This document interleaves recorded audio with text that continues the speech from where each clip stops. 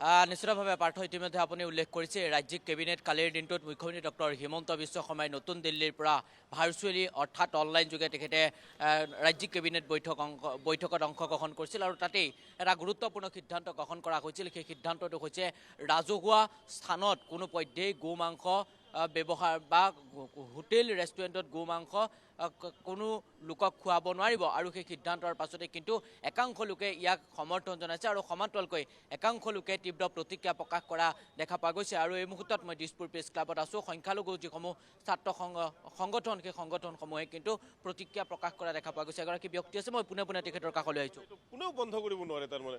গতিকে মই পুনৰবাৰ কৈছোঁ যে এই যিটো আইন আপোনালোকে যোৱাকালি কেবিনেটত লৈছে, অসম বিধানসভাতো আলোচনা হ'ব, তাৰপিছত আইনলৈ ৰূপান্তৰিত হ'ব।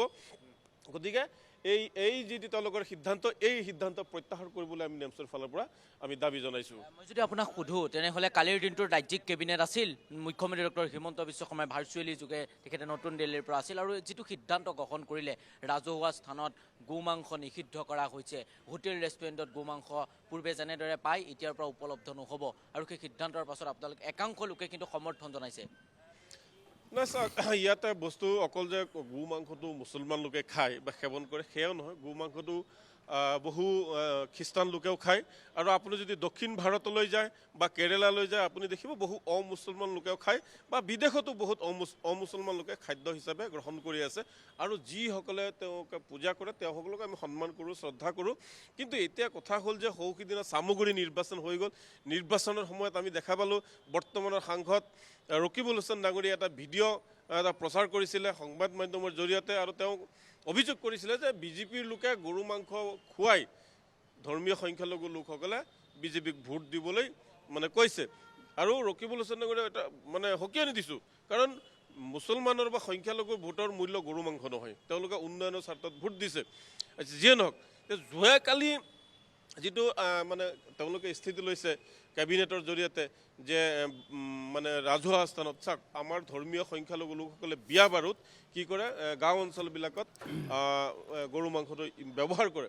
গতিকে এইটো যদি কৰে তেতিয়াহ'লে ৰাইজৰ কাৰণে বহুত ক্ষতি হ'ব।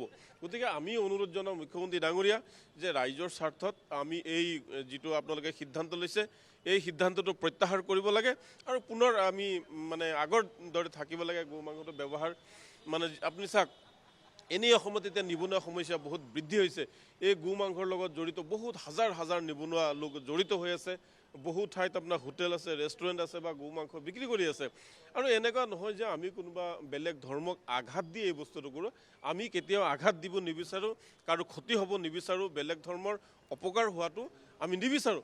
কিন্তু এসময়ৰ মুখ্যমন্ত্ৰী তৰুণ গগৈৰ সোঁহাত আৰু বাওঁহাত স্বৰূপ দুই বন্ধুৰ ফলস্বৰূপে বা ক্ৰিয়া প্ৰতিক্ৰিয়াৰ ফলত যদি সমগ্ৰ ধৰ্মীয় সংখ্যালঘু লোকসকলক টাৰ্গেট কৰি এতিয়া যদি গো মাংসটো বন্ধ কৰি দিয়া হয়, তাৰ বাবে কিন্তু ৰকিবুল হুছেইনে জগৰীয়া হ'ব।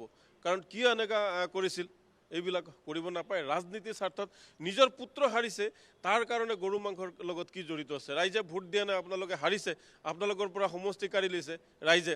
গতিকে এনেকুৱা ধৰণৰ কথাবোৰ শোভা নাপায়। আৰু আপোনালোকৰ জৰিয়তে মই পুনৰবাৰ মুখ্যমন্ত্ৰী ডাঙৰীয়াক অনুৰোধ জনাম যে আপোনালোকে যিটো সিদ্ধান্ত লৈছে এই সিদ্ধান্ত প্ৰত্যাহাৰ কৰিব লাগে।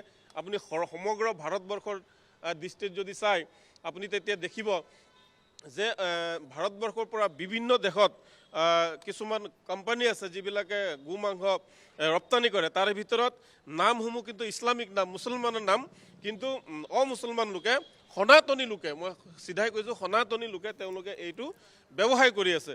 আল কবিৰ এক্সপৰ্ট বুলি আছে আপোনাৰ মুম্বাইত, বহুত বৃহৎ কোম্পানী। তাৰ মালিক হৈছে গিৰিয়েক ঘৈণীয়েক mister Satish and Mrs Atul সাৱৰলাল।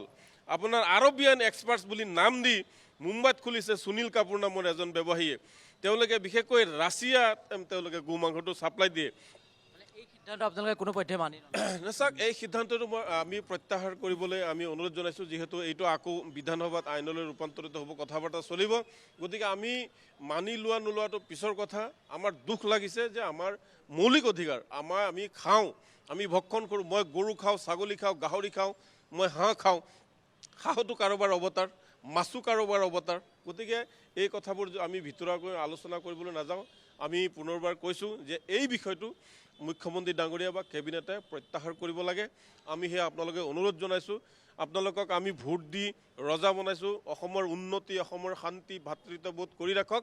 কিন্তু কাৰোবাৰ খাদ্য বন্ধ কৰিবলৈ, কোনে কি পিন্ধিছে, কোনে ক'ত যাব, কোনে ক'ত থাকিব, সেইবোৰ কৰিবলৈ নহয়। আমি বিচাৰোঁ যে জনাইছোঁ পাৰ্থ, ইতিমধ্যে আমি উল্লেখ কৰিছোঁ যে বিভিন্নজনে বিভিন্ন ধৰণে প্ৰতিক্ৰিয়া প্ৰকাশ কৰিছে। কিছু সময় পাছতেই বিভিন্ন ৰাজনৈতিক যিসমূহ নেতা, সেই নেতাসমূহেও কিন্তু কিছু সময় পাছতে প্ৰতিক্ৰিয়া প্ৰকাশ কৰিব।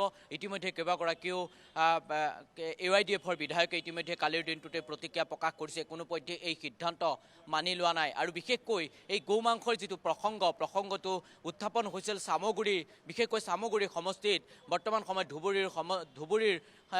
ধুবুৰী লোকসভা সমষ্টিৰ সাংসদ ৰকিবুল হুছেইনৰ পুত্ৰ তানজিল হুছেইন যেতিয়া চামগুৰি বিধানসভা সমষ্টিত পৰাজয় হৈছিল, আৰু সেই সময়ছোৱাতেই কিন্তু ৰকিবুল হুছেইনে এটা কথা সংবাদ মাধ্যমত এখন সংবাদমেলত কৰিছিল যে চামগুৰিত বিজেপিয়ে গো মাংস ভক্ষণ খুৱাই তেখেতে নিশ্চয় কল্প আপোনাক ধন্যবাদ জ্ঞাপন কৰিছোঁ। লৈছিল। আৰু এনেকৈ সেই এতিয়া বিভিন্নজনে ক্ৰিয়া প্ৰতিক্ৰিয়া অব্যাহত ৰাখিছে সামগ্ৰিক ঘটনাক্ৰমক লৈ। গতিকে পৰৱৰ্তী সময়ত এই কথা বতৰাসমূহ কিহলৈ গতি কৰে সেয়া হ'ব লক্ষণীয়।